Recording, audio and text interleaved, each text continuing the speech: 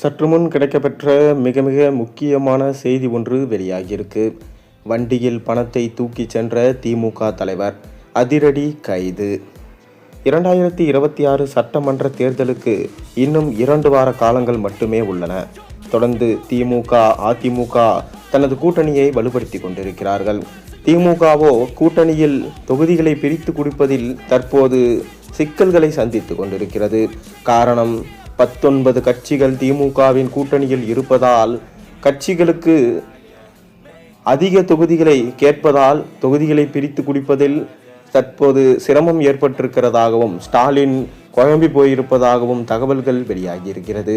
அது மட்டுமில்லாமல் 19 கூட்டணி கட்சிகள் மேலும் திமுகவில் உள்ள முக்கியமான கட்சிகள் மொத்தம் சேர்த்து 175 தொகுதிகளுக்கு மேல திமுகவின் சின்னத்திலே தான் நிற்க வேண்டும். அப்போதுதான் திமுக மகத்தான வெற்றி அடையும் என்றெல்லாம் ஸ்டாலின் கூறியுள்ளாராம். தொடர்ந்து திமுக தலைவர் ஸ்டாலின் அவர்கள் இம்முறை 2வது முறையாக ஸ்டாலின் ஆட்சி அமைக்க வேண்டும் என தற்போது தொடர்ந்து தன்னால் முடிந்த வேலைகளை செய்து கொண்டிருக்கிறார்.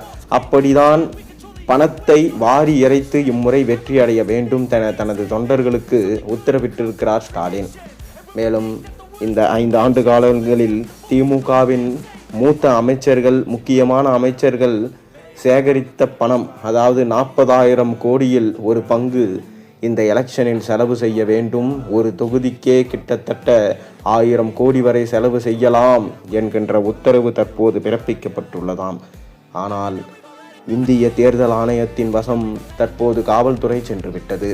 அதனால் தற்போது பணப்பட்டுவாடாவை தடுக்க வேண்டும் என அதிரடி படையை இறக்கியுள்ளது இந்திய தேர்தல் ஆணையம்.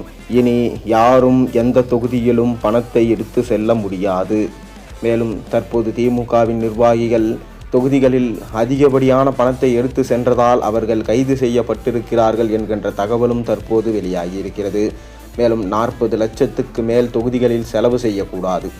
அவ்வாறு அவர்கள் செலவு செய்தால் அதை ஊழல் கணக்கில் தான் எடுத்துக்கொள்ளப்படும் என்கின்ற தகவலும் தற்போது போய்கொண்டிருக்கிறது.